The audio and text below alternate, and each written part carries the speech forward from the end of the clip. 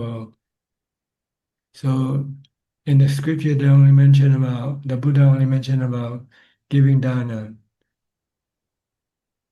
giving charity, and then dedicate the merit from giving charity to the departed. Because it's instant. It's like fast food, You go to McDonald's and you can just buy right away and eat. Not like going to a restaurant, you might have to make reservation and so forth before you can eat. So the merit for meditation for most of us hasn't yet arrived, not ripened yet.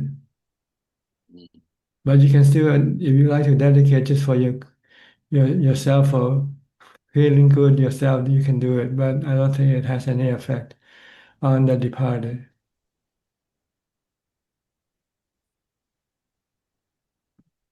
Okay, and also the departed has to be waiting for your for your dedication, for your sharing of the merit. If they're not, then they won't know that you have sent them the merit for them. But if they know, it depends on their status. If they are rich with merit, they don't need the merit you send to them. They can show up their appreciation to your kindness.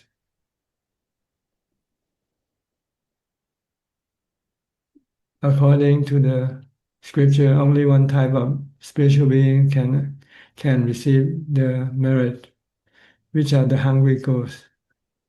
See, the hungry ghosts, they're always hungry for merit, and they cannot make any merit themselves when they are a spiritual being. So they have to rely on people who are still alive to make the merit and send it to them. So anytime you do any charity, you can then dedicate the merit that you have to the ones you think might be needing it. Or whoever passed away and you want just to show your gratitude or your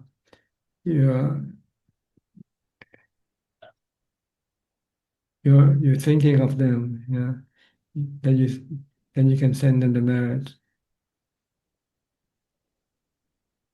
Sometimes when you dream of dead people, then for Buddhists, we think that maybe the dead people is coming to ask for merit. So we tend to, the next morning, we go to the temple or go to do some donation or giving something for the temple, and then share the merit to the ones who you dream about. But it doesn't mean that that spiritual being actually comes to you. Maybe it's just you thinking about them.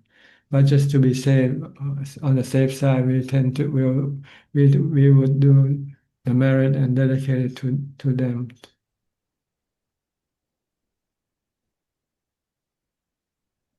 Okay. Thank you so much, Tanajan.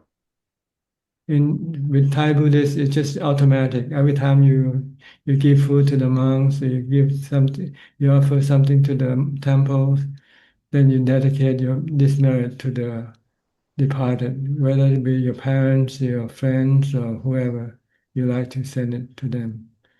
It just become automatic, part of the ritual of giving to charity, to the temple, to the monks. And the monk will say a blessing for them. Say, the merits that you have done, will make the people who departed happy and feeling good from your giving. And you also will be blessed with good health and longevity and prosperity. More or less, this is the ritual that Buddhists do every day. Okay. Anything else? Just one, well, I guess one last question. We're talking about making merit for the deceased. I know in the certain traditions, it is there is known as the Bardo period after someone passes away, where they're in the Bardo for 49 days. In the Thai Theravada tradition, do we think about it in the same way? And are meritorious actions more fruitful in the Bardo period before they take on another form? I don't think there is this period in Theravada Buddhism. In Theravada Buddhism, it depends on the good karma and the bad karma that is inside, that is being accumulated in your spirit. If you have more good karma than bad karma, your spirit will go to heaven. If you have more bad karma than good karma, then your spirit will go to the lower realm, the undesirable realm of existence we call hell, or being a hungry ghost, or take birth as an animal. But and if should your merit, if your good karma and bad karma equal each other, then both cannot send you to heaven and go to the undesirable realm.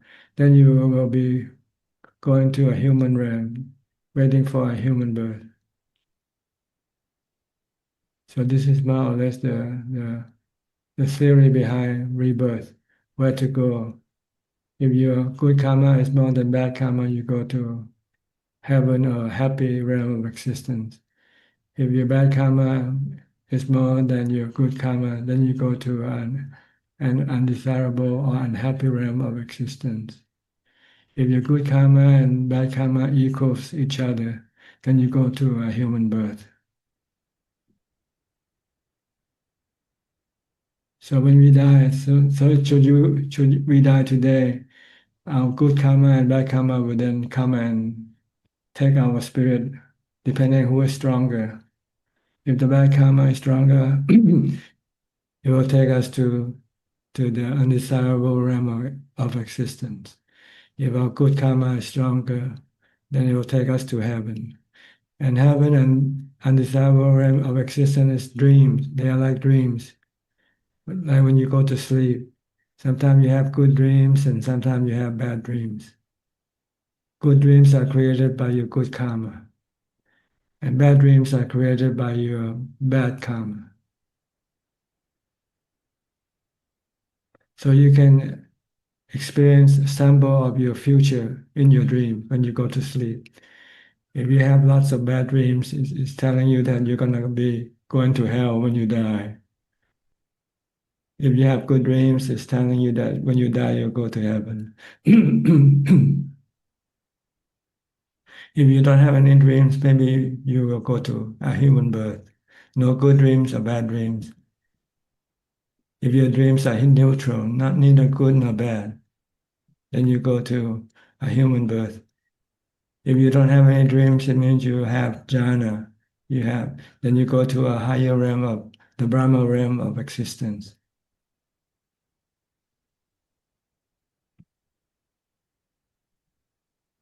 More or less, this is the theory behind the law of karma, dealing with our spiritual beings. The mind is going to be the spiritual being once the body deceases. And the mind exists alone, we call the mind spiritual being.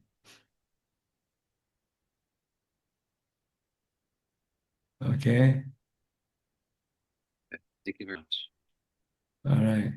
Next, Dash from the UK. Hello, Ajaan.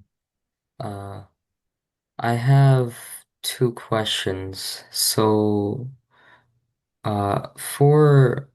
Anapanasati, when you're meditating, I noticed that in some of your answers, you usually say focus on the tip, Yes. but so could it, because sometimes I don't feel the breath on my tip, could it could it just be focusing anywhere that you feel the breath? Yes, yes. That's the point of contact, the breath of the body. Okay, so not like Yeah. strictly the tip. Generally speaking, around the tip of your nose, above your upper lips, area above Okay. your upper lips. Okay. But I usually feel the breath around here. Okay, doesn't matter.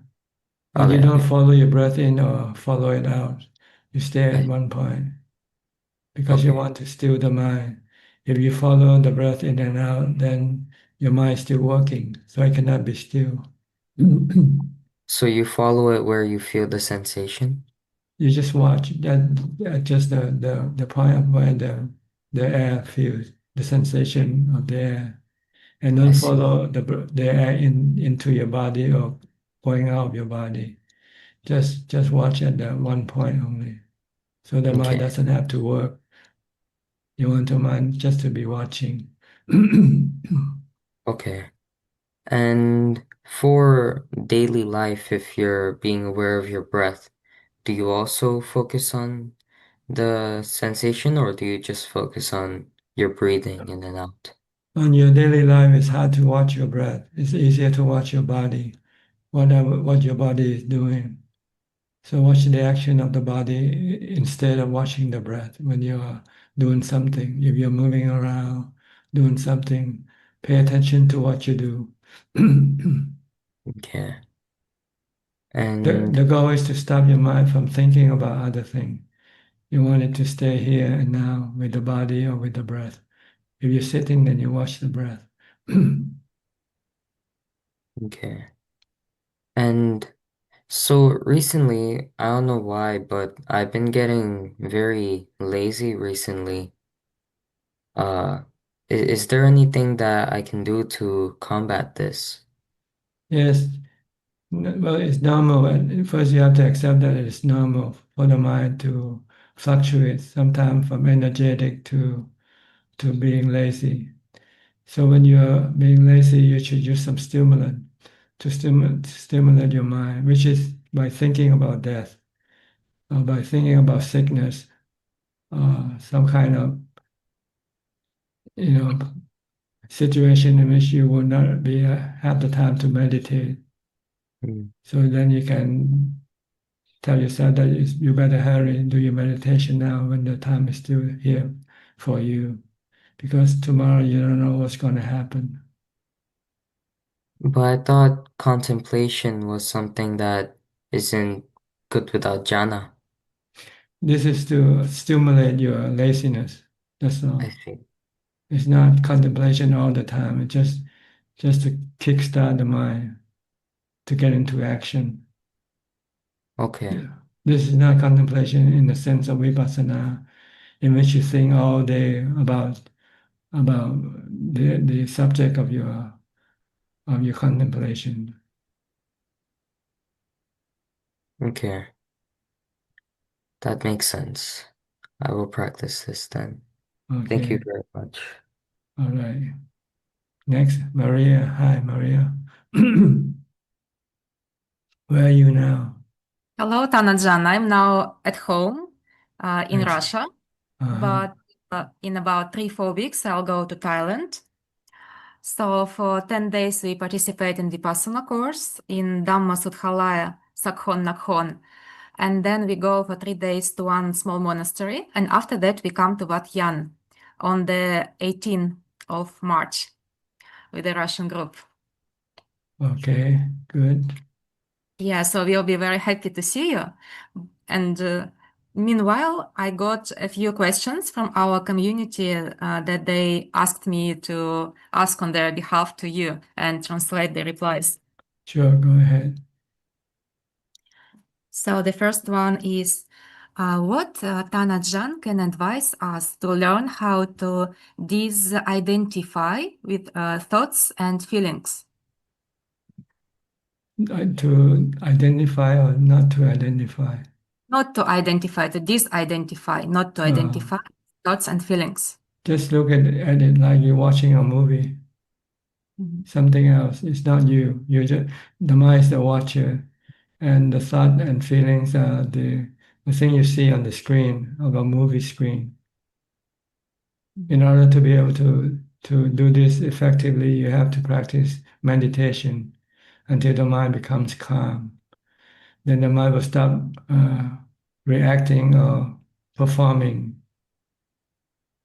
If the mind is not still, the mind will be influenced by delusion to think that it is the one who thinks, it is the one who feels.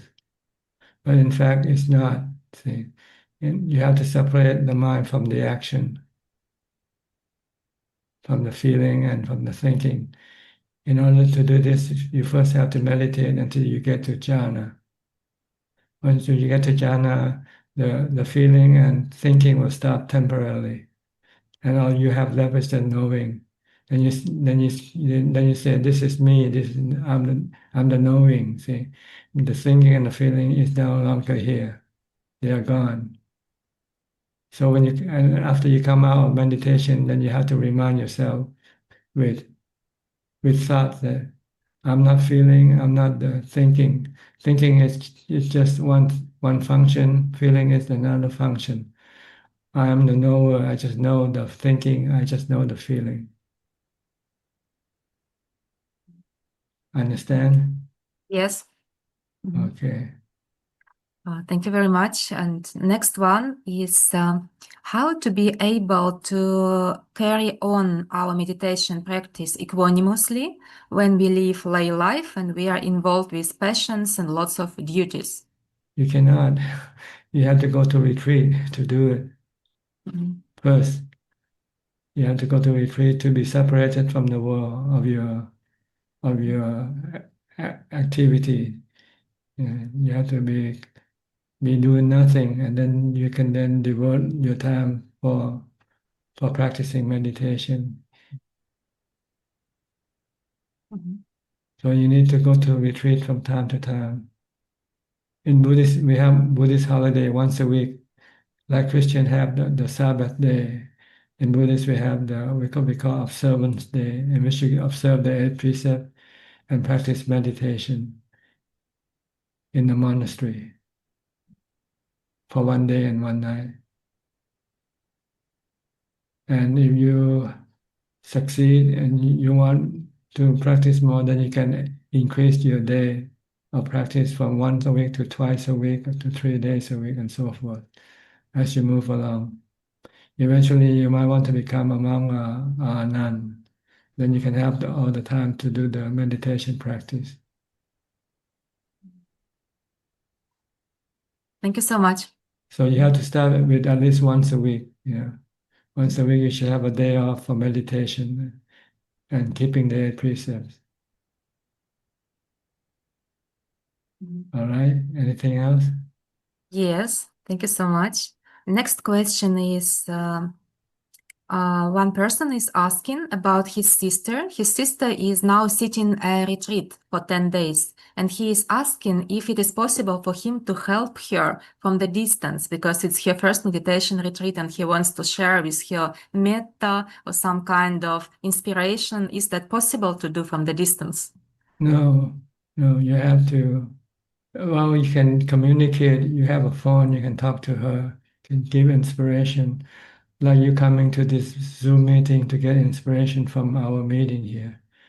You can do that, but you cannot send if you don't have psychic power, and if she doesn't have any psychic power, then you cannot use the mental wave to communicate with each other. Because in our tradition, we often practice metta. It means like wishing well-being for all the living beings. So maybe It's a misunderstanding. The way you share your loving kindness is not by thinking. You share your loving kindness by acting, by doing. So you have to meet each other first. When you see somebody, you say hello to them, smile at them. This is sharing your loving kindness toward them. Not when you're alone and think about somebody and say, I'm sending my love to you. They don't know that you're doing this. You have to show it when you meet the person, it's himself or herself, and show your love by being nice, being kind, by treating the person nice and kind. This is sharing of loving kindness or metta.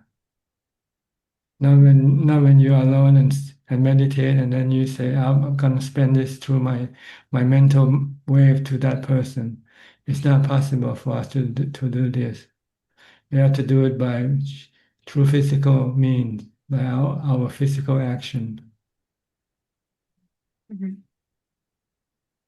Okay, understand. And two last questions. One is how to understand your true desire. So one girl is asking when she doesn't understand now what to do in her life. So how to understand what to do, what will be the best for other people, what will make you happy, how to understand that. Well, there are two types of happiness in this world. One is sensual pleasures. This is what most people do to be happy. They have to have things to see, things to hear, things to drink, things to eat, places to go to see things and hear things. This is what we call sensual pleasure. The happiness through the sensual organs, through your eyes, ears, nose, and tongue and body. This type of sensual pleasure has negative result. It has a negative result. I mean, besides keep making you happy, it can also making you sad when you do, when you're left alone and not being able to have these things. So they are like addiction to this thing. You have to have them all the time. When you don't have it, then you feel sad, you feel lonely, you feel depressed. So this is not the kind of happiness we should go after. The Buddha said there is another type of happiness we call spiritual happiness or mental happiness. This is the practice of charity, morality, and meditation. When you want to feel happy, send somebody some money, for instance. Give somebody some money. You'll feel happy. Buying gift, be a Santa Claus every day if you want to be happy every day. Okay? And then keeping the precept also will make you happy because you know you're not hurting other people. When you need some money and you see somebody laying some money around, you don't want to take it. You don't want to hurt that person.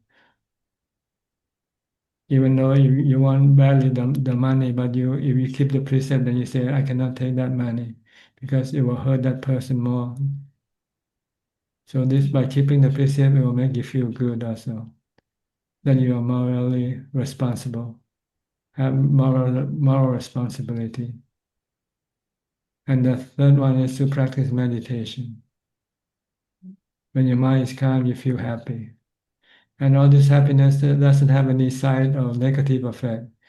Whenever you cannot do it, it won't hurt you, like with sensual pleasure. Okay? So Okay. take the mental happiness and the spiritual happiness. Dana, Sila, and Pavana. Translation, generosity or charity, morality, and meditation. Thank you very much. It makes me very happy when I share food with my friends or buy food to somebody. It really That's makes, right. it creates Yeah. instant happiness. Yeah. Yeah. Okay. Anything Yes. else? One last question. So Okay. it's kind of big question, but I ask it short, not to take much time. So one girl, we live in Russia and we often disagree with the actions of our government. So she says we live in very dark times, but we are kind of more or less spiritual people. So we practice meditation. She practices for a long time, and she is asking how to understand what kind of our actions can help the world in the best way. Should we only meditate, or should we oppose our government, try to fight for freedom, to share the fruit of our meditation to somebody? She is asking for some advice from Tan Ajaan. So in short, the question is, what is the best way to serve the world in these difficult times? Same way with the previous answer is practice charity, morality, and meditation. You can help the world by sharing what you have, your money or your wealth or whatever, to those who are in need. and you can avoid hurting other people by keeping the precept. And you can stay put and not hurting, be a bother, be a problem to other people by meditation. When you meditate, you won't create any problem for anybody. That's the only thing you can do as a person. You know, we are just a small sand pebble in a sea. We cannot do everything to to change the world. Only thing we can do is just this practices of being nice and kind to other people, not hurting other people, and keep yourself happy by meditating. So we should not try to involve in political actions only with our morality meditation and developing of our wisdom. It depends whether you have the ability to do so or not. Sometimes you might be in a higher position, like you might be a prime minister or whatever, then you might be able to do something more than if you are an ordinary person. But you still want to do it in a way that you don't hurt other people. You will always have to keep the precept. You maintain the precept regardless of whatever you do. You don't want to hurt other people. So do whatever you can under your own capacity. If you can do more, do. If you cannot do, then you just do as much as you can. Thank you very much. And one last small question from me. So I often participate in retreats, and we need to feel very detailed form about our mental condition and physical conditions and so on. And one of the questions is if you have some psychic, some problems. And I had this kind of problems, but very long ago, like more than 10 years. And I'm really tired of writing all the time in the form because it doesn't influence the present much. And also I feel like I always need to come back to the past when it is already gone. So is it like breaking of my Shila if I don't mention that? Or I should all my life mention something that happened to me in the past? I just now got this question because you said we should observe Shila all the time. You mean you worry about something you did in the past that bother you now?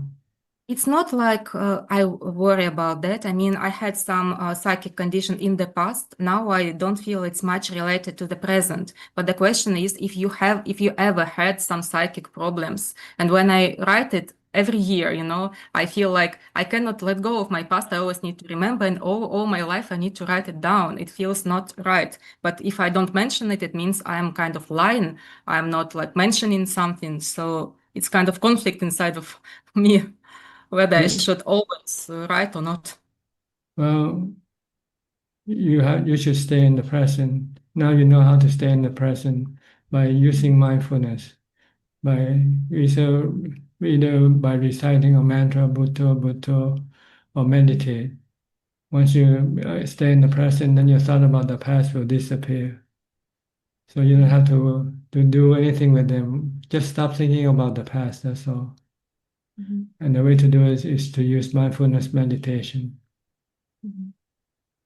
Be mindful. If you're mindful all day, then you cannot go think about the past or even the future, because your mindfulness will keep your mind in the present, here and now.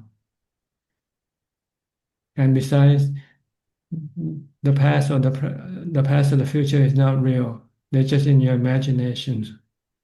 The past is already gone, and you just keep bringing it back through your own imagination. And the future is not here yet, and it's here now because of your imagination. It's not real. The only thing that is real is what is happening now in the present. Stay focused in the present. Live in the present. Don't live in the past. Don't live in the future. By using mindfulness, such as a mantra, Bhutto, Bhutto.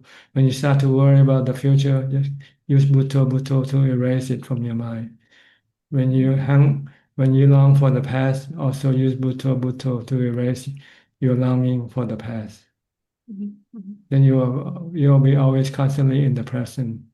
And you know that the only real thing that's happening now is now, here, now, in the present, not in the past, not in the future. So in conclusion, you can say there's no future, there's no past.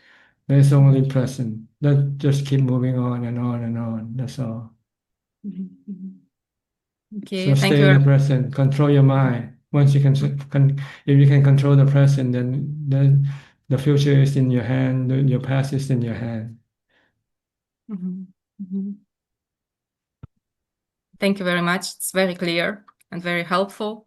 And I was very happy to see you, and I'm looking forward for all of us to meet you in person in 1.5 months. Thank you so much. Okay, good. Okay, good luck. See you then. Bye bye. Bye bye. Thank you. Okay. Next, Professor Ken from Switzerland. Good afternoon, Ajaan. Yes, can I do anything for you today? I'm happy today, Ajaan. Don't have any questions.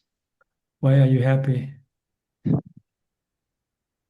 That's a tough question. You have no cravings, right? I'm contented with That's the way right. things are going at the moment in the If you, practice. you don't have any craving, then you're happy. Yeah. As soon as you have craving, you will not be happy. Indeed, yeah. So everything's okay at the moment, Ajaan. That's good then. Good to hear. Okay. So no question from you today. No question. Okay. Nice to see you again. Thank you, Ajaan. Next, we'll go to Jordan. Hi, Jordan. Still in Chiang Mai? Good evening, Ajaan. I'm still in Chiang Mai, yes. Enjoying the weather? Enjoying the weather, yes. It's nice and cool, huh? It's nice and cool at night, yes. Yeah. Mm. And starting to think about lining up work for when I get back to Canada in the spring. And, Okay. trying to So- enjoy my time here. So you plan to go work for a while before you do something else later? I'll have to work, yes. Mm. Just like everybody else. Mm. But you still continue with your spiritual journey? Yeah, definitely, Ajaan. But I'm not ready to go live at a temple long term right now. Mm. Not planning to have a family, do you? I'm not planning on it. Okay. Of course, Yeah. that's I've sometimes considered that in the past when I've been in a relationship and been in love, then it becomes a possibility. So you never know. Have to be careful. But I have one question about practicing metta, and that came to me when Maria was asking her questions. And I understand that to practice metta, it has to be sort of by generosity and doing kind things for other people. And I wonder if we want to sort of prepare ourselves to react in kind ways and to sort of be ready to when we meet people to be act with metta. Maybe this practice of metta could be helpful when we're on our own to sort of as preparation. Do you think so, Ajaan? To prepare our hearts to sort of be ready to act in kind ways? Yes, definitely. I'm sorry. Definitely, it's good to be prepared. But sometimes, when in real situation, even when you're prepared, when you run into some situation that cause you to have anger, you might not be able to show your kindness. So the best way to prepare is to have mindfulness, Okay. because the mindfulness will be able to control your bad emotions. Then when you have no bad emotion, then you have good emotion. Then it's easy for you to give metta to people when you have good feelings. But if you don't have any mindfulness, you let your mind run up and down through the emotional, scale.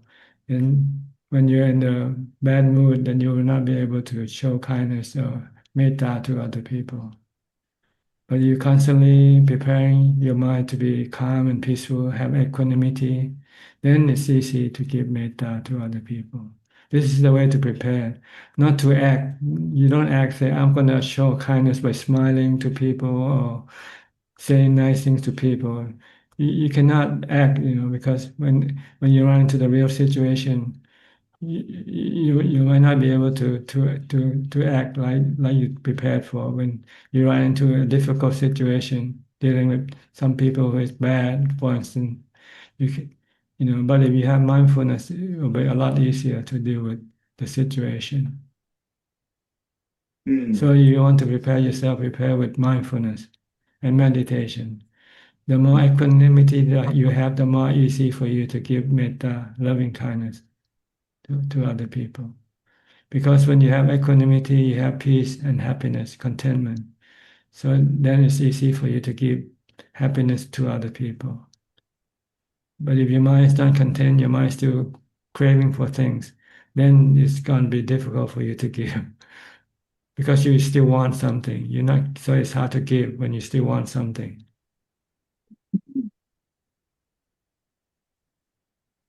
This makes sense. Well, you can watch yourself on days when you are content, you feel good, you feel happy, you feel you can be generous, right? On days when you're still craving and hungering for this and that, you'll find it difficult to be generous. You're thinking about what I can get from that other person. Yes, more than giving. See. So mindfulness is the key for preparing yourself for being kind, being nice. You have to first to be content. You don't have any craving for things from other people. Then it will be easy for you to give. But if you still want something from other people, then it's hard for you to give. Oh, this makes so much sense. It's easy when you don't have cravings. So, okay. So the way people generally in the West, this is a very popular way to practice metta. Most people think that you sit down and you say to yourself in your mind these lines like "May all beings be happy, may all beings be safe from harm, may all beings meet with the Buddha's teachings and become free from suffering." And this can feel really. You can have this real feeling of love for other beings, and maybe it's a way to develop mindfulness at the same time. But maybe not to the level that Tanajan Yes, wants. you have to use anapanasati to get to the deeper level. Okay. And You can use metta meditation when you are still angry with somebody, for instance, and you say, I should not be angry, I should forgive that person. This is loving kindness. Yeah. And then when your mind calms down from anger, then you have to use mindfulness of the breath to bring you deeper into calm, not by reciting the Metta Sutta, the verses.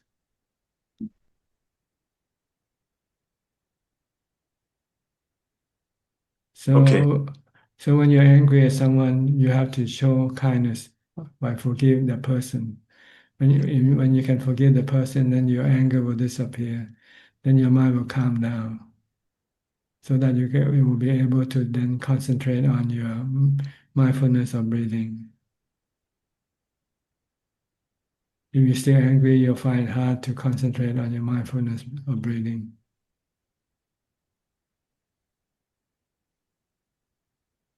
Okay, so we'll use it more as an antidote to the That's to hindrance. anger.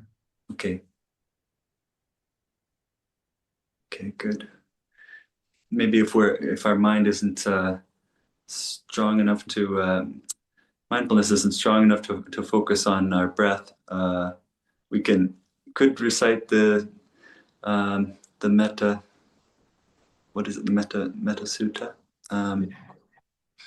That would be just as helpful as any of the other suttas to use as a sort of. It does help. It depends on how strong your mindfulness is to support your intention.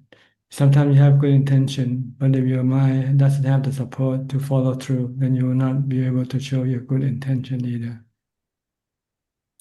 So the stronger your mindfulness, the stronger your equanimity, then the more support you will have to support your good intention.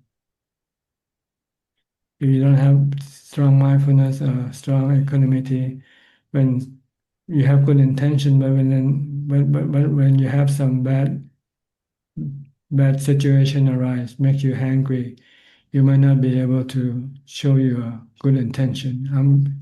Instead of showing your good intention, you might show your bad intention through your anger. But if you're alone right now and you have no anger, you feel, oh, I can be kind, be nice to everybody. But in real life, it doesn't happen like this all the time. Sometimes you have to run into a situation in which you are forced to do something bad or something. But if you have strong equanimity, strong mindfulness, you can resist that force of trying to push you to do something bad. Intention alone is not enough. Intention is good, but it has to be supported by strong mindfulness. Okay. So that allows us to make the intention into intentional action. Right action. Yeah, intention to do what you intended to do, not the opposite. You have good intention, but when you get angry, you might forget your good intention, and you react the other way. But if you can maintain good, strong mindfulness, then you can still maintain your good intention and follow through with your good intention. Even the situation might make you angry, but you can still overcome the anger with your strong mindfulness. Okay, So I think you should use mindfulness practice as a way of preparing yourself to be nice and kind to other people, not by just reciting the word, may all beings be well and happy. Then when you see somebody step on your toe, you get angry at that person already. See? right. If we have strong mindfulness, we just You can stop your anger and continue with your good intention. Okay, may all beings be well and happy. Just like even if they're stepping on my toes or stealing my money, may they still be happy. Yeah. It's just a natural phenomenon. Yeah. Okay. Personal. Okay. Yeah, that's wonderful. Thank you, Ajaan. Anything else? Well, I was thinking when Mike was asking about karma. So sometimes I think about how. So generally, Tanajan, when as you've taught us, if we at the end of our life, depending on if we've made more good or bad good karma or more bad karma, we'll either go up or else are into a lower realm, or else be born as a human again if we sort of have a mixed bag, black and white karma. So and then I just want to clarify. So, but regarding individual actions that are good or bad that we make in our lives, good or bad actions, good or bad karma. Generally, the teaching is that we'll experience those. If we've done a good thing, we'll sort of in the future receive that result from a similar good action. Is that right? You So actually receive the result right away. When you do good action, you feel good. When you do bad action, you feel bad. It happens right away, immediately, right after you've done it. yeah, When you hurt somebody, you know you feel bad. When you after you realize that you hurt someone. yes. When you help someone, you feel good right away, right? Mhm. And this good feeling and bad feeling will be contained in your mind, be kept in your mind for future action. When you die, then this good and bad feeling will then come out and take action, depending on which side is stronger, the good feeling or the bad feeling. Mm. If we maybe save somebody's life, a human's life, and then we're born as a human in the future, is it is the teaching that someone will save our life? That's a good possibility, but it doesn't mean that it will have to be then and there. It may sometime in your future life, if something happens to you and you have done something similar to other people, and then it will happen to you again. If you hurt other people, you'll be hurt by other people. If you help other people, you will be helped by other people. Okay. This is another aspect of the result of our good and bad karma. When I mentioned to Mike just now, I mentioned the quality of the spirit that will send the spirit to the higher or lower realm of existence. But when you return as a human being, then this good and bad action that you have accumulated done in the past will also come and give result to you also. Okay. If you have someone who is in need, when you're in need as a human being, someone might come and help you.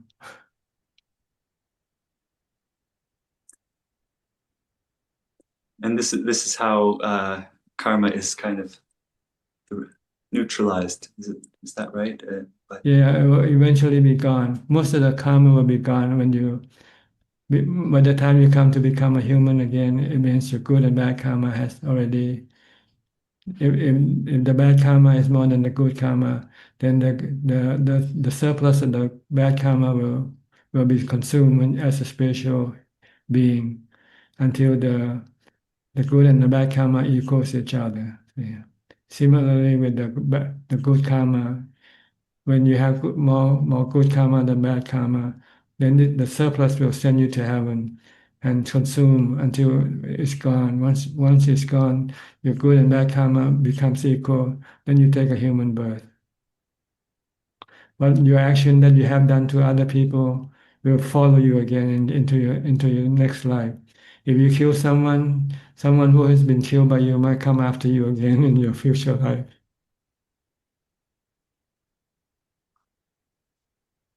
If you help someone, they will come and help you in your future life.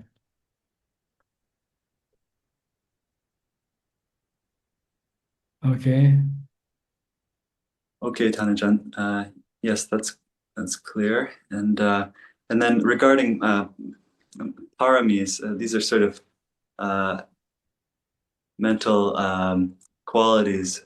Like that's another aspect of karma, isn't it, Tanajan? They are good karmas. The 10 paramis, the 10 good karmas.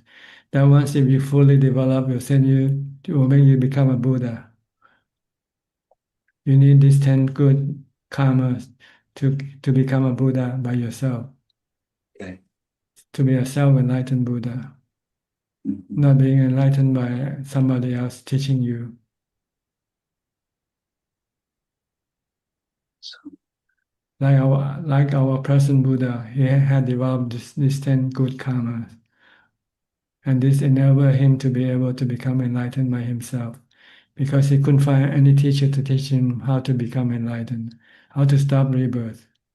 So he had to rely on these 10 good karmas that he had perfected in his past life.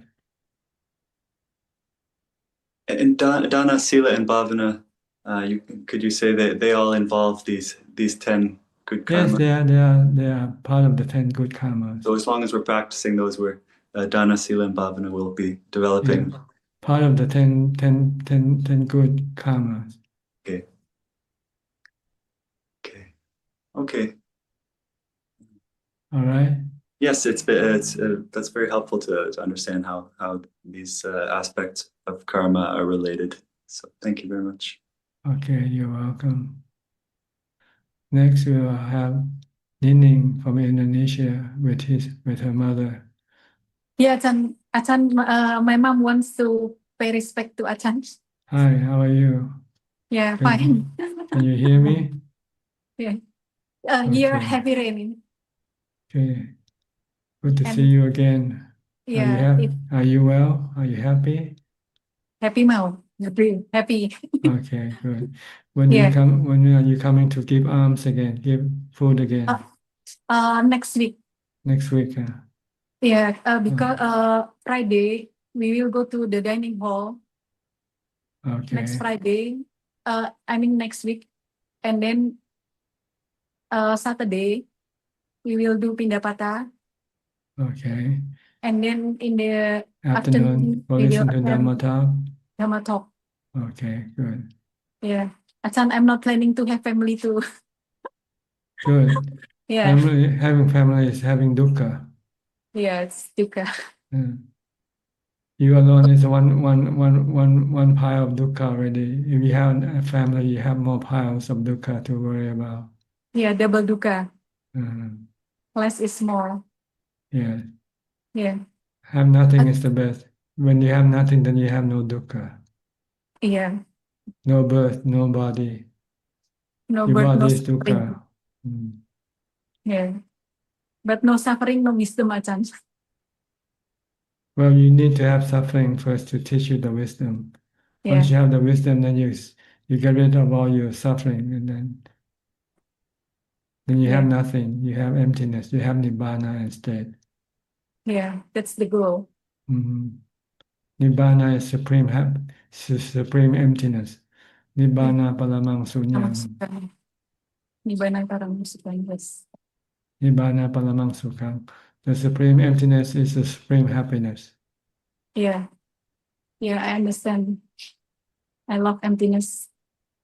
Having nothing is happiness. Yeah, Having a lot of things is having a lot of suffering.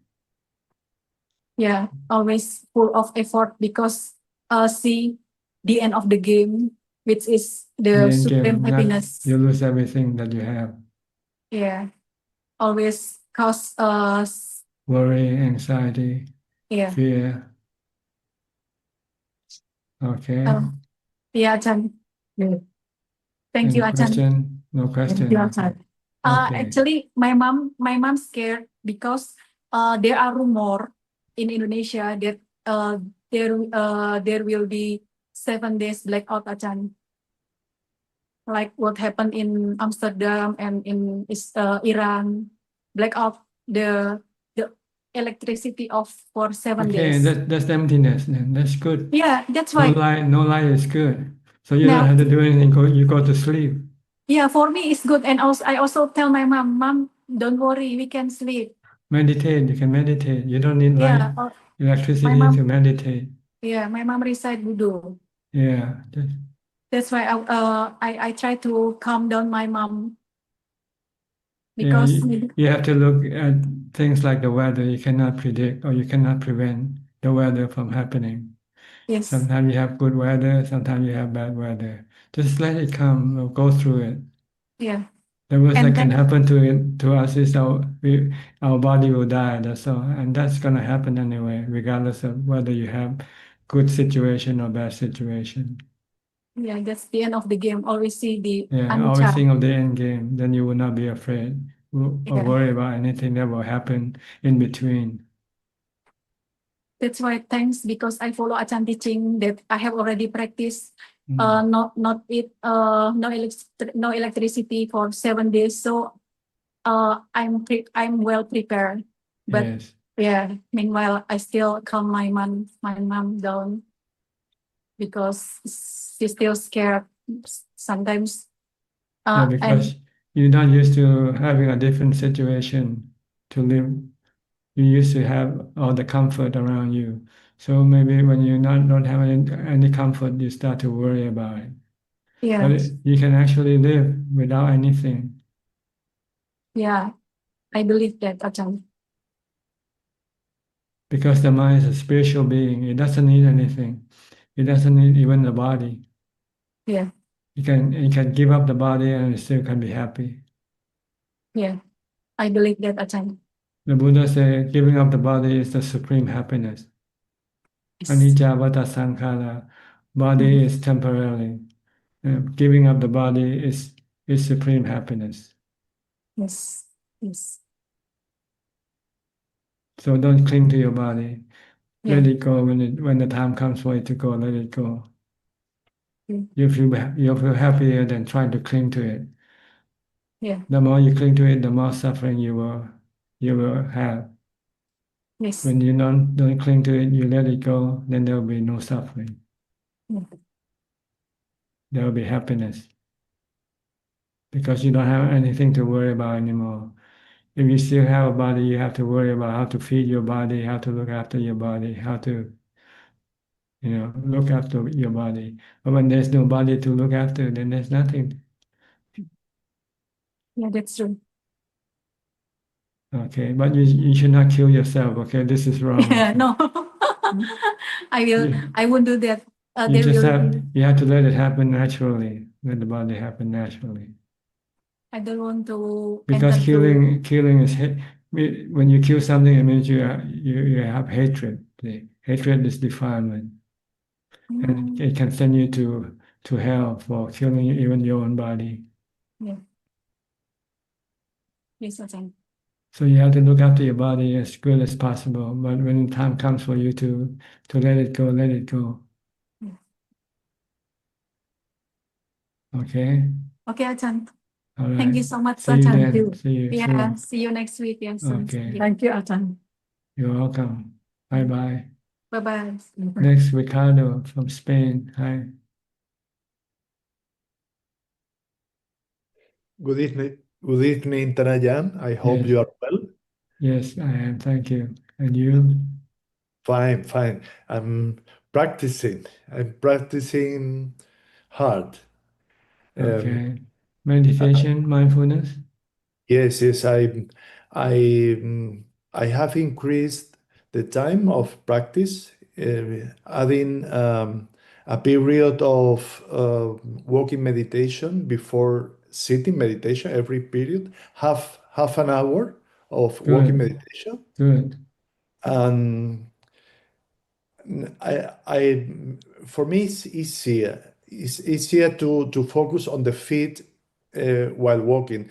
While sitting is more difficult. I'm using the breath and I'm trying to find out the what is the right effort in the practice. No? Not to be not too tense while practicing, and to be not too loose, the right balance. So I'm and I have been reflecting on the relation between cravings and restlessness also, no.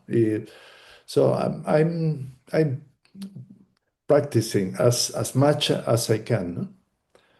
Yes, the key to your success is mindfulness. So you have to keep being mindful all the time, continuous mindfulness. Then your cravings or your restlessness cannot come up. But when you're not mindful, then your craving and your restlessness can come up. And as far as the middle way or how much you should practice depend on your strength. The time that you can meditate, for instance, if you try to meditate more than you can do, you might not be able to do it. Then you can become frustrated. If you do less than what you can do, then you're not taking advantage of your ability. So you have to find the balance between the two. How many hours is too many, or how many hours not enough? So this is the balance you want to find out for yourself. But at least try to push first, as no, push to practice more until you find that it's not so easy. Then you can then reduce the time of your practice to a more manageable level. Okay. Okay. Okay. Okay. Thank you, Tanajan. All right. Anything else? Nothing more. Thank you, Tanajan. Thank you.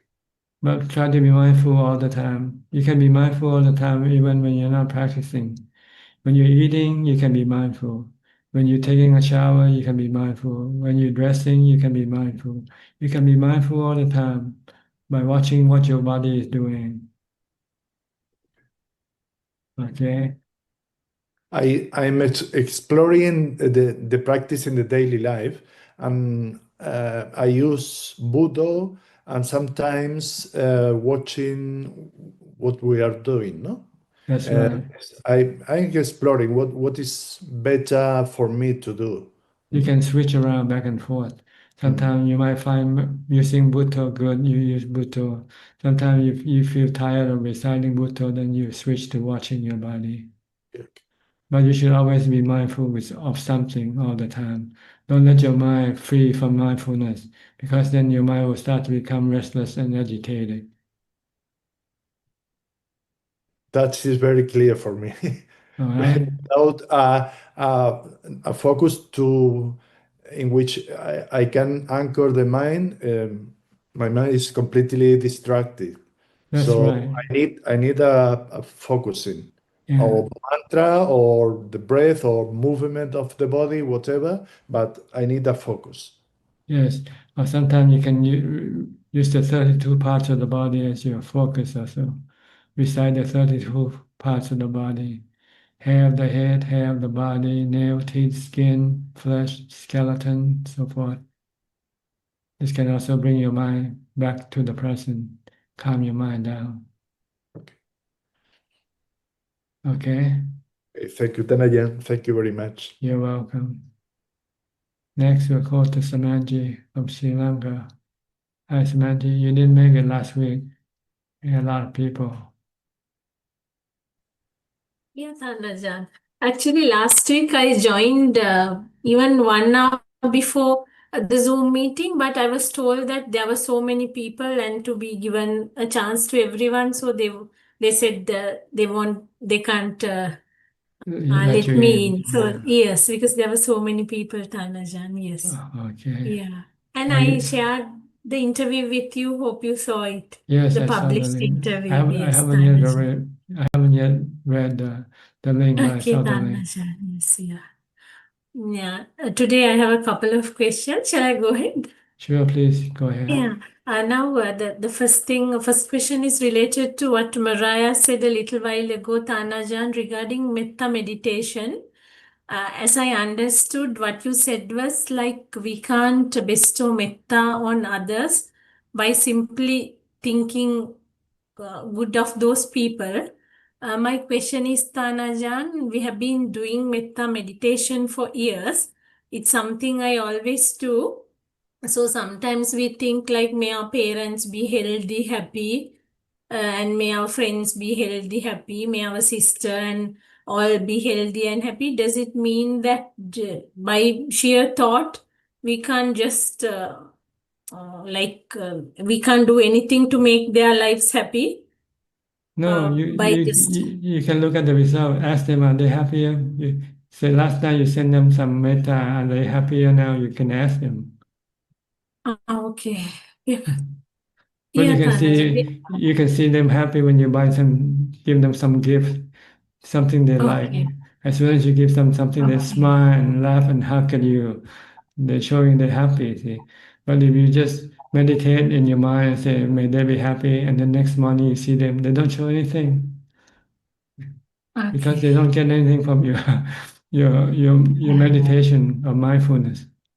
Yes. So it will benefit us more than those That's the right. people whom we are thinking. That's Yes. right. Yeah. It's a way of meditating, calming your mind down. Especially Okay. when you have some issue with some people and you wish them well, then it'll make your mind become calm and lose your anger. Okay. You can lose your anger that way.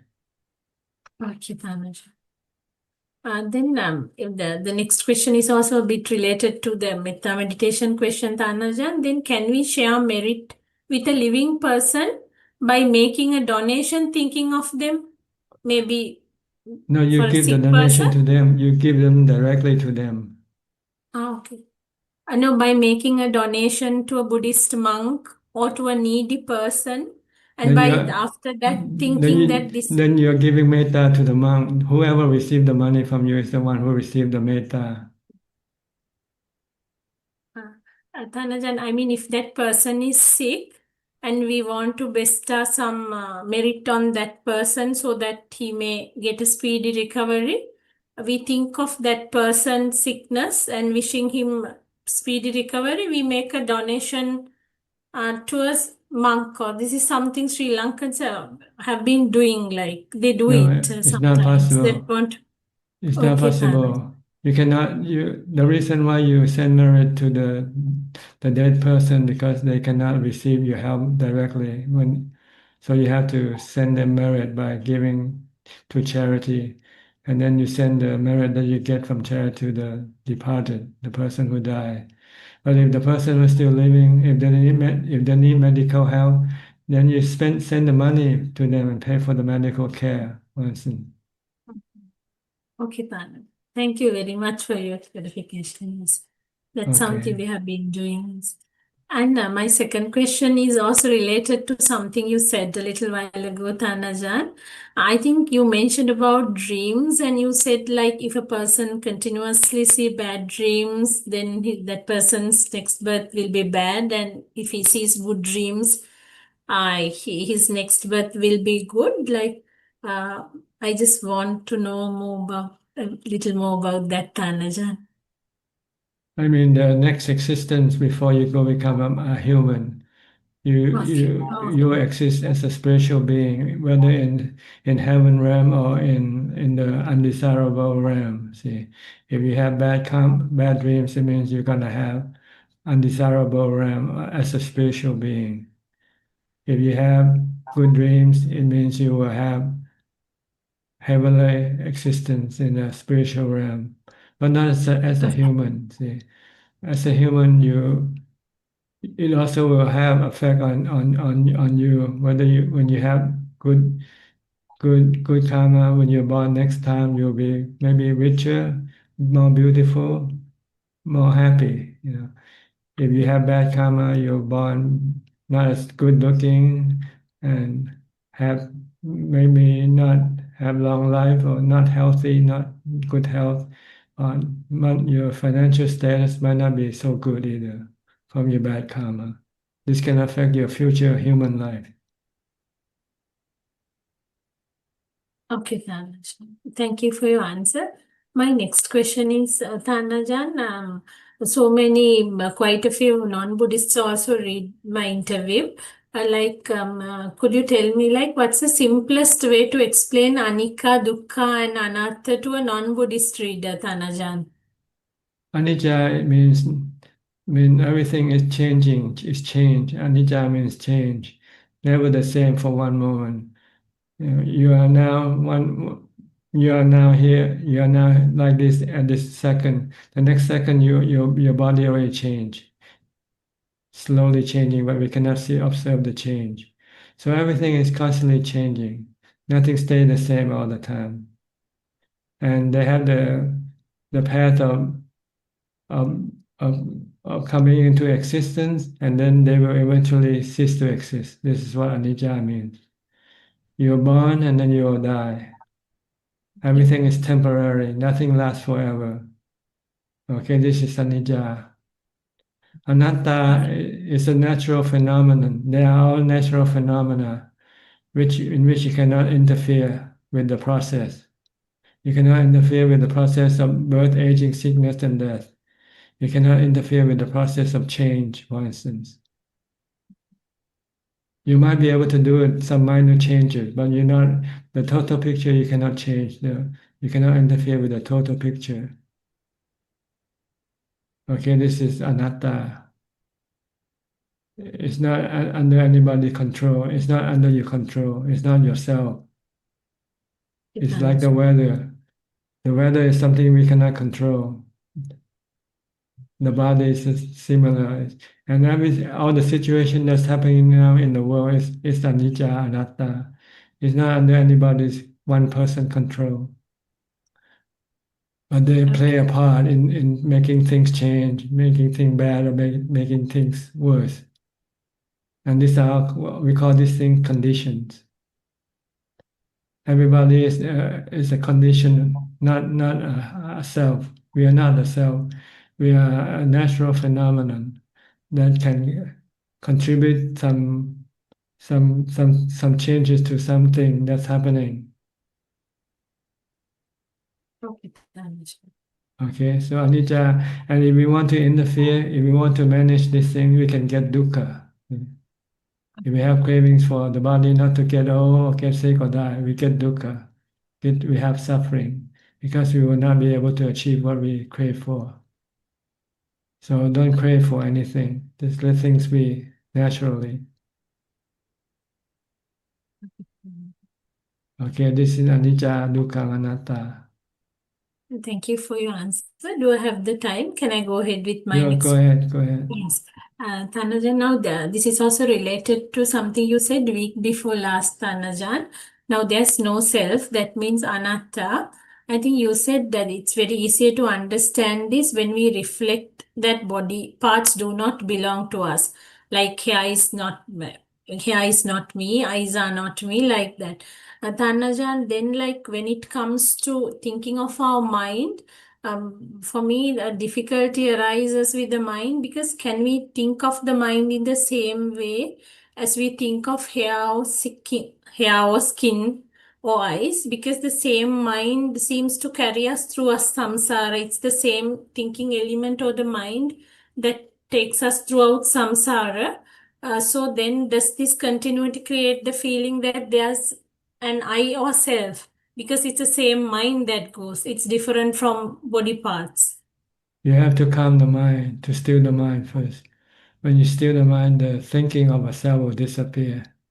Then you find out the self comes from thinking. Just like in the old days, people think the world is being flat. But it's just thinking, right? It's not true, right? And scientists have proven that the world is not flat, the world is round. And so too with meditative, we can prove that the mind is no self. The self is just a thinking about ourselves. When you stop thinking, then the self disappears. And all you have left is just a knowing when you enter into jhana. So it's not one particular mind that we have throughout samsara, just thinking elements, is it? Yes, every mind is a knowing element and Knowing has the element. ability to think and to feel and to remember and to perceive. But it's just a function, it's just a natural phenomena Okay. that has no self in it. Mm. Just like the sun, does the sun have a self in the sun? Does the moon have a self in the moon? No. So Okay. too, there's no self in the knowing element. It's just an element. But it Like takes carbon, us. like carbon, like hydrogen, like oxygen. Okay. Do you have a self in carbon, in hydrogen, in nitrogen? No, they're just elements. So too is a knowing element. The knowing element is also an element which has a special ability to know, to feel, to think, to perceive, to remember. That's all. And it has the illusion to think that it is a self, not an element. Okay. So you have to meditate and then use investigation to be able to separate the falsehood from the truth. Like scientists separate the thought, the belief that the earth is flat to prove that it's round by traveling on a boat and go in one direction and return back to the same spot without having to come back the same way. You go around the circle. So you prove that the world is round. Okay. Yeah. So you have Thank to you for your meditate.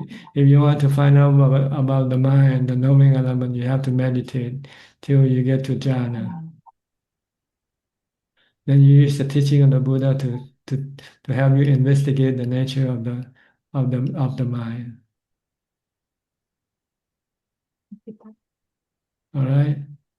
Thank you for your answer. My next question is, Tanajan, this is from a meditate actually. If on certain days or weeks, if they feel too lethargic to meditate, should they wait until they feel motivated or should they push themselves to meditate anyway? Well, they can meditate in a way, in a lighter way, not so heavy. Like instead of meditating, listening to Dhamma talk, sitting in meditation posture and listen to Dhamma talks, or reading Dhamma books, or doing some walking meditation instead of sitting meditation. At least try to maintain mindfulness as much as possible. You can do this all day long from the time you get up to the time you go to sleep. This is also considered practicing because you need mindfulness before you can meditate successfully. So when you don't feel like meditating, it means your mindfulness is weak. So you have to strengthen your mindfulness. Once you have stronger mindfulness, then you will feel that you want to meditate because you know you'll be able to control your thoughts more with stronger mindfulness. Yes, Tanajan. Now, is there a particular time in the day which is best for meditation? Usually we meditate in the morning. Anytime when you're free to do so, anytime when you're free, when you have the time. Even when you go to the toilet when you're alone, you can meditate for 5 minutes if you like. Now, I think this is I can remember who asked this question. This is about Anapanasati meditation, Tanajan. Now, when we do Anapanasati meditation, we just focus our mind on the breath. But I think I have read that like we have been asked to observe our breath. So we have to observe our breath, inhale, exhale through our mind, right? Because we are closing our eyes and when we are meditating, we have to observe it through our mind, our inhale or exhale. Not actively, just passively. You just That's it. focus your mind on the tip of the nose and you passively know that the breath is going in, the breath is coming out. But you don't have to do it actively. Your main action will be just to stay focused, pay attention to the breath, the contact of the breath to your nose. Stay at that one point. And the goal is to stop your mind from thinking about other things. If you're not watching your breath, then you can go and think about somebody else or some other thing. So, but if you keep watching your breath, then you cannot go thinking about other things or other people. So the goal is to stop thinking really by watching your breath.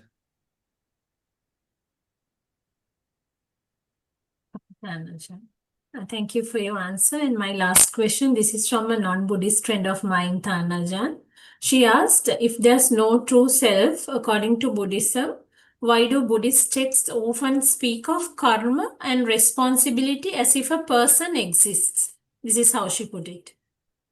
It's not a person who acts and who receives the consequence of the action. It's the knowing element that acts and receives the consequence of the action. See? So the karma still works without a self. Okay, As long as there is action, there will be consequence of the action. If you do good karma, good feeling arises. If you're doing bad karma, bad feeling arises. See, this is all phenomena. They are not self. Feeling is not self. Action is not self. It's just action. They're just phenomena or process. Okay. Okay. Okay. There's no need to have a self to have karma. Karma is the one who acts the karma is the knowing element by using the thinking as the tool for doing the karma. You use the mind, you use your thinking, then you are the body to follow your thing. Get up, standing, go have a drink, get a cigarette or whatever. This is all karma done by the mind first. The mind is the one who does the command and tells the body what to do. The body is not the one who actually doing the action. The body is just like a robot. Yeah, Tanajan. So, Tanajan, this same thinking element exists after our death also. I mean, between one birth to next birth, it's the Yes, same thinking, same one. same one. Yeah. It Okay, never Tanajan. dies. That the knowing element never dies. It's been Okay. changing body for many countless of lives, Okay. and was continue to go on changing with new body until it became enlightened, until it become a Buddha or a noble disciple. Then they will stop changing the body, changing existence. They'll stop action. All action will come to an end. Then all consequences of action will also come to an end when there's no more rebirth. Thank you for your answer, Tanajan. That's all I have for today. Wish you Okay. good health and happiness. So Okay. nice talking to you, Tanajan. Thank you for your question. I think they are useful for other people also. Thank you so much, Tanajan. Okay, you're welcome. Okay. Next, we'll go to Outsourcing from Penang.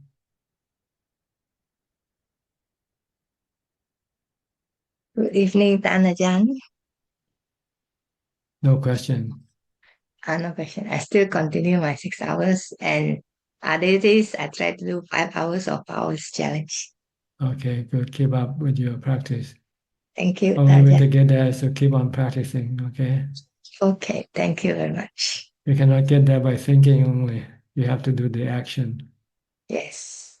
All right? Yes, Okay. thank you very much. And Kek, and so also from Penang. Ajaan, good evening. Ajaan, I watched a Facebook on Walk for Peace. Surprised and happy to see that so many people in US appreciate the efforts. Yes. It's just a brief happiness, that's all. Even eventually a few days it will be gone. So stick to the more lasting happiness by meditation. Mm. Okay. Yeah. It's more like a sideshow, nothing else, nothing more, nothing less. Okay. Okay. Don't be Thanks. sidetracked by this phenomena. You should stick to your meditation practice. That's your main vehicle for happiness. Mm. Okay. Yeah, noted. Thank you. All right. Next, Right. Christine Goy, also from Penang. Good evening, Tanajan. Yes. Are you happy watching the 19 monks walking? Why not? Because I'm happy with my sitting. Okay, you have better happiness, right? Yes, That's right. See. The best form of happiness is through meditation. anytime, anywhere. Yes, as long as you keep doing it. Mm. Tanajan, I'm pleased to tell you my homework, and I did meditation and listen to Dhamma talk about 1 hour to 8 hours per day, plus minus. Listening all the time and not practicing. Practicing sometimes 1 hour, sometimes 2 hours, sometimes hit until 8 hours. I see. Good. Yeah. And do you have any result from your practice yet? Yes, I can improve if the pain I can just directly like take out like that. You Then no can. more pain. You're not disturbed by the pain anymore. Yeah. I have to control. Then I Okay. can easily take out the pain like that. Okay. Yes, Good. yes. Yes. You should learn to And live with the pain if you can. Don't oh, try to don't try to get rid of it, because wow. sometimes you cannot. When you cannot, you can become miserable. Yes, But yes. if you just learn to live with it, then you don't have to do anything. let the pain be alone. Let it be itself. If it's gonna stay, let it stay. If it's gonna come, let it come. If it's gonna go, let it go. Just leave it alone. I have to practice more. More equanimity. You need more equanimity. Not easy. Or you can use mantra to help you when you don't have enough equanimity. Just keep reciting Bhutto, Bhutto, Bhutto, and then you will be able to live with the pain.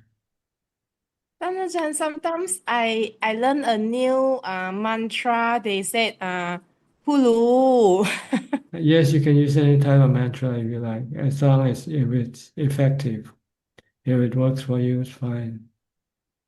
Yeah, because I don't have so much power when I said Bhutto. Then sometimes I say Pulu. Then the equanimity will be more stable. Good, good. You can use anything to keep your mind calm and not reacting. Just to be merely knowing. That's the goal of practice. To be merely knowing everything that comes, that appears, and then disappear. Don't have any attachment to anything at all. Let them come and go as they like.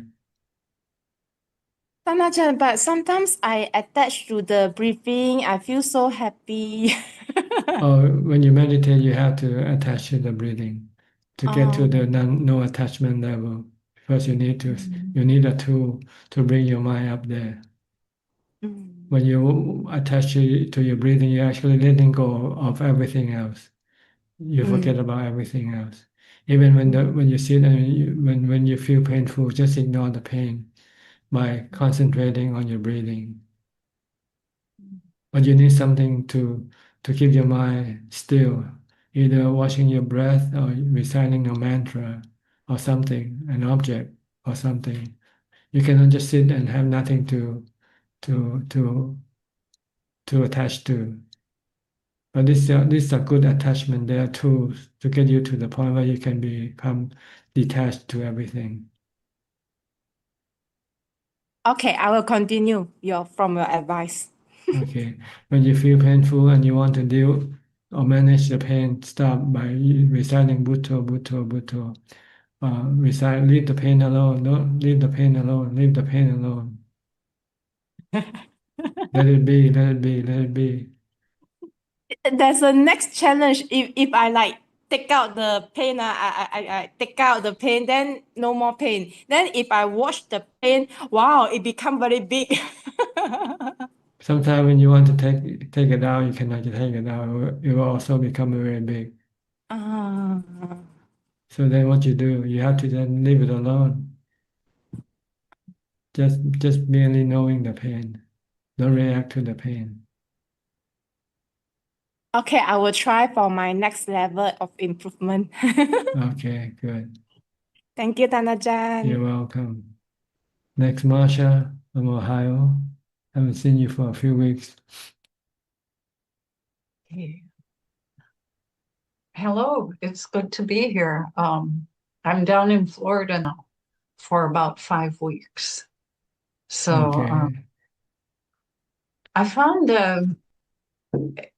I was thinking about the sharing of merits and the discussion we've had today on the sharing of merits. And when I've gone to retreats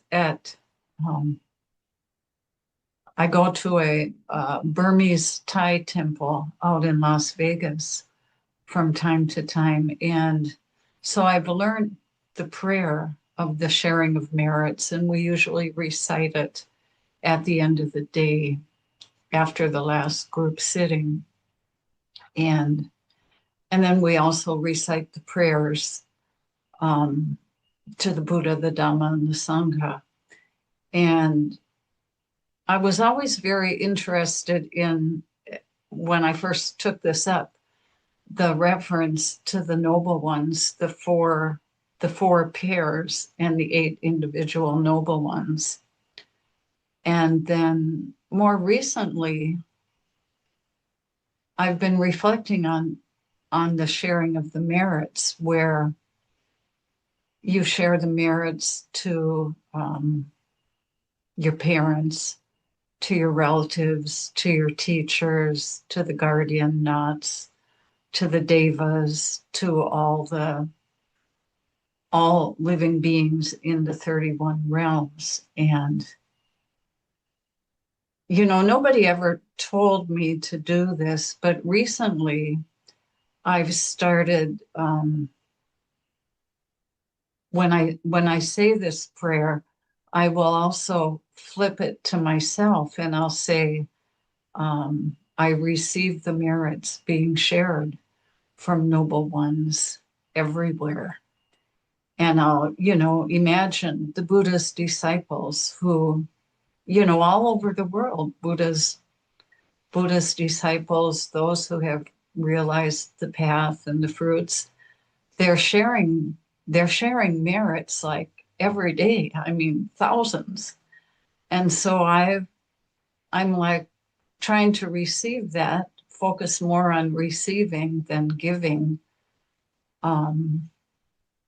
Is that a skillful thing to do, to like try to There's not any truth in what you said at all. It's all imagination. I thought you were going to say that. The only real thing is the merit from meditation. Oh, the merit from giving. When you're giving somebody something, you feel good, and that's what it means. The merit, it means good feeling arising from good action. Then you can share this good feeling for the spiritual being. But for living beings, you have to actually send them the gift itself. If you want your mom to be happy, send her some gift, flowers, or any being, or any beings if you like. If you like me to be happy, send me some gift. I'll be happy. No, I don't want any gifts. I don't want people to send me gifts. But that's what happens.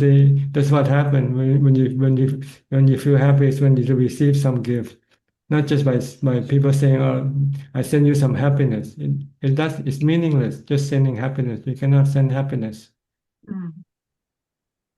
That's why we have Santa Claus. See? Santa Claus has to go to everybody's house to give gifts to make everybody happy. Not by just sitting here meditating and radiating your imagination. May all beings be happy. If that's the case, then we shouldn't have any war in this world. Everybody will be happy because everybody's sending happiness to everybody else. But in real life, we don't send happiness. We send hostility. We send violence. We send pain. So for me to receive merits like that from monks all over the world, like monks who have realized impossible. Can I receive it after I die? I mean, we're talking about sharing merits with departed people. Is there any truth to any of it? There's some truth, but it's not in the sense that we think about. The only way to share merit is through giving of charity. When you give charity, you give somebody things and make them happy, you have good feeling, you have happy feeling inside of you. Then you can share this good feeling with only the spiritual being. And only one kind that can receive this spiritual merit of good feeling is the hungry ghost spirit. That's all. The rest, they have their own way of getting merit. They have their own way of making themselves happy. So they do not come and wait for other people to send them the merit of the good feelings. If you have somebody who died and come into your dream and ask for help, it means that this person is a hungry spirit, hungry ghost, and need you to send them some happiness. Then you can create happiness by giving something to charity. Then when you have that when you have done the charity, then you have the good feeling. Then you can send this good feeling toward that spiritual being. But other types of karma that we do, they're not sendable to other beings. They are for ourselves alone. Meditation is for ourselves, for our mind. They are good karma, but it's for ourselves. We cannot share this with other beings.